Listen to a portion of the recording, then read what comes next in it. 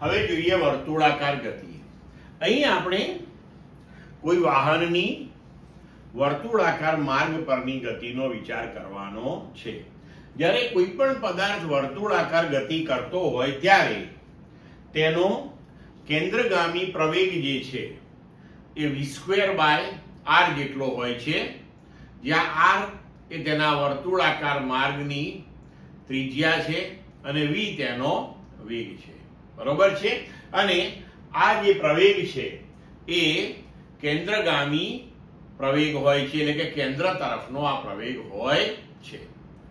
તો હવે દળ ગુણ્યા પ્રવેગ બરાબર બળ થશે. તો જો પદાર્થનું એટલે કે વાહનનું દળ m હોય તો કેન્દ્રગામી બળ mv²/r થશે. તો જો વાહનની ગતિ આપણે ટકાવી રાખવી હોય તો તેને આપણે mv²/r જેટલું કેન્દ્રગામી બળ એટલે કે કેન્દ્ર તરફ એટલું બળ પૂરું પાડવું પડે. તો કોઈ વાહનની આવા વક્ર માર્ગ પરની ગતિ દરમિયાન આ કેન્દ્રગામી બળ એ સ્થિત ઘર્ષણ બળ વડે પૂરું પાડવામાં આવે છે. તો આપણે અહીંયા આગળ કહી શકીએ કે આ જે પદાર્થ છે તેની ગતિ ટકાવી રાખવા માટે જરૂરી કેન્દ્રગામી બળ એ Fc બરાબર mv²/r જેટલું હોવું જોઈએ. અને કોણ પૂરું પાડે છે? તો સ્થિત ઘર્ષણ. એ આપણે આગળ ઉપર સમીકરણોની અંદર બધું લખીએ છીએ. બરોબર છે. હવે જો આટલું બળ એને પૂરું પાડવામાં ન આવે, આના કરતા જો ઓછું બળ હોય તો પછી તે પદાર્થ કુદરતી રીતે તેનો વેગ સ્પર્શકની દિશામાં આવતો હોવાથી બહારની બાજુએ ફેંકાઈ જાય છે. અને જો આપણે આટલું કેન્દ્રગામી બળ પૂરું પાડીએ અથવા તો તેના કરતા વધારે તો પદાર્થની ગતિ જળવાઈ રહે છે. બરોબર છે. તો આ જે કેન્દ્રગામી અથવા તો ત્રિજ્યાવર્તી બળ જે જરૂરી છે mv²/r એટલું તો આપણે તેને પૂરું પાડવું પડે છે. હવે આપણે કોઈ સમતલ એવા વક્રાકાર માર્ગ પર કારની ગતિનો વિચાર કરીએ. તો અહીં ધારો કે આકૃતિની અંદર આપણે આવા વક્રાકાર એટલે કે વર્તુળમય માર્ગ ઉપર એક વાહનની ગતિ દર્શાવી છે જેનો વેગ v છે. બરોબર છે. હવે આ જે વાહન છે તે ધારો કે r ત્રિજ્યાવાળા વક્ર માર્ગે ગતિ કરે છે અને વાહનનું દળ m છે. તો જ્યારે v વેગથી ગતિ કરતો હોય ત્યારે તેની ગતિને ટકાવી રાખવા માટે આપણે mv²/r જેટલું કેન્દ્રગામી એટલે કે ત્રિજ્યાવર્તી બળ પૂરું પાડવું પડે. હવે અહીંયા આપણે જો કારના વજન બળનો વિચાર કરીએ તો mg નીચેની દિશામાં અને લંબ બળ ઉર્ધ્વ દિશામાં આવશે.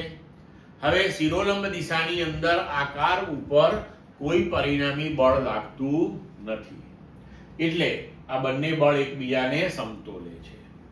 હવે જો ઘર્ષણ ન હોય તો, એટલે કે આ રોડ બરોબર છે, આ માર્ગ એકદમ સ્મૂધ હોય, ઘર્ષણ વગરનો હોય, એકદમ લીસો હોય, તો શું થાય?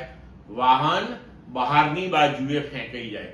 તમે આવું ઘણીવાર રોજબરોજના જીવનમાં જોયું હશે કે ક્યારેક કોઈક ટુ વ્હીલર, સ્કૂટર છે, મોટરસાયકલ છે, કોઈ સાયકલ છે, અત્યંત વધારે સ્પીડથી જ્યારે કોઈ ટર્ન ઉપર એકદમ વળાંક લે છે તો એ સ્લીપ થઈ જાય છે. હવે તમે એ વખતે ઓબ્ઝર્વ કર્યું હશે, અવલોકન કર્યું હશે કે જ્યારે તે લપસી જાય છે ત્યારે તે વાહન ક્યારેય કેન્દ્ર તરફ નથી લપસતું, એ હંમેશા બહારની બાજુએ લપસી જાય છે. કારણ કે ત્યાં કેન્દ્ર તરફ જરૂરી એવું કેન્દ્રગામી બળ ના મળ્યું. બરોબર છે. તો આ પરિસ્થિતિની અંદર આપણે જોઈએ છીએ કે વાહન લપસી જાય છે. ઉર્ધ્વ દિશામાં તો કોઈ બળ લાગતું જ નથી. તો હવે અહીંયા આગળ જો વાહન બહારની બાજુએ સરકી જતું હોય તો ગતિ એની બહારની તરફ એટલે કે કેન્દ્રથી દૂર તરફ થાય છે. મતલબ કે ઘર્ષણ જો હોય તો ઘર્ષણ આ ગતિને અવરોધે એટલે કે ઘર્ષણ કેન્દ્ર તરફ હોય. તો જો ઘર્ષણ કેન્દ્ર તરફ હોય તો સ્વાભાવિક છે કે કેન્દ્ર તરફનું ઘર્ષણ બળ એ જરૂરી એવું કેન્દ્રગામી બળ mv²/r એ પૂરું પાડશે. બરોબર? તો હવે અહીંયા આપણે આ બધા બળો જે દર્શાવ્યા છે બરોબર છે તેને અનુરૂપ જો સમીકરણ તૈયાર કરીએ તો n - mg બરાબર 0 એટલે કે n બરાબર mg થશે. અને વર્તુળમય ગતિ માટેનું જરૂરી કેન્દ્રગામી બળ એ આપણે ચર્ચા કરી સ્થિત ઘર્ષણ પૂરું પાડશે. તો કેન્દ્રગામી બળ બરાબર સ્થિત ઘર્ષણ રાઈટ અને એના બરાબર mv²/r. હવે જુઓ આ સમીકરણ તમે જુઓ m અને r તો અચળ છે. આ વેગ v જો પદાર્થનો વેગ v તમે સતત વધારતા જાઓ એ વર્તુળમય માર્ગ ઉપર તો જરૂરી કેન્દ્રગામી બળ વધે. બરોબર છે? તો એનો મતલબ એ થયો કે હવે અહીંયા સ્થિત ઘર્ષણ વધશે. પણ સ્થિત ઘર્ષણ જે છે એની મર્યાદા છે. એ ચોક્કસ મર્યાદા સુધી જ વધે છે જેને આપણે fs મેક્સિમમ કહીએ છીએ.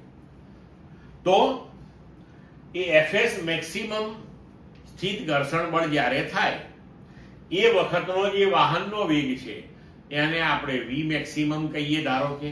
બરોબર છે? તો અહીંયા આપણે v મેક્સિમમ જે વેગ છે એનાથી જો થોડો વધારે વેગ કર્યો તો હવે તમારું સ્થિત ઘર્ષણ વધી શકે તેમ નથી.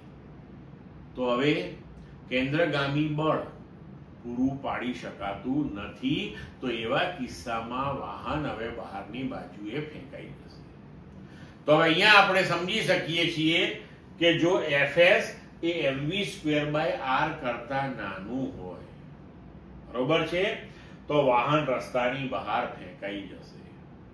અને સ્થિત ઘર્ષણ એ જો તમારા જરૂરી કેન્દ્રગામી બળ કરતા વધારે હોય તો ચિંતા નથી, વાહન રસ્તા પર સલામત રીતે ગતિ કરશે. બરોબર? તો હવે આપેલા વક્રાકાર માર્ગ માટે વાહનની મહત્તમ સલામત ઝડપ કેટલી હોઈ શકે? તો હવે આપણે એનું સમીકરણ જોઈએ કે જેમ જેમ વેગ વધતો જાય એમ fs વધતું જશે. ધારો કે fs મેક્સિમમ ને અનુરૂપ મહત્તમ વેગ આપણો v મેક્સિમમ છે.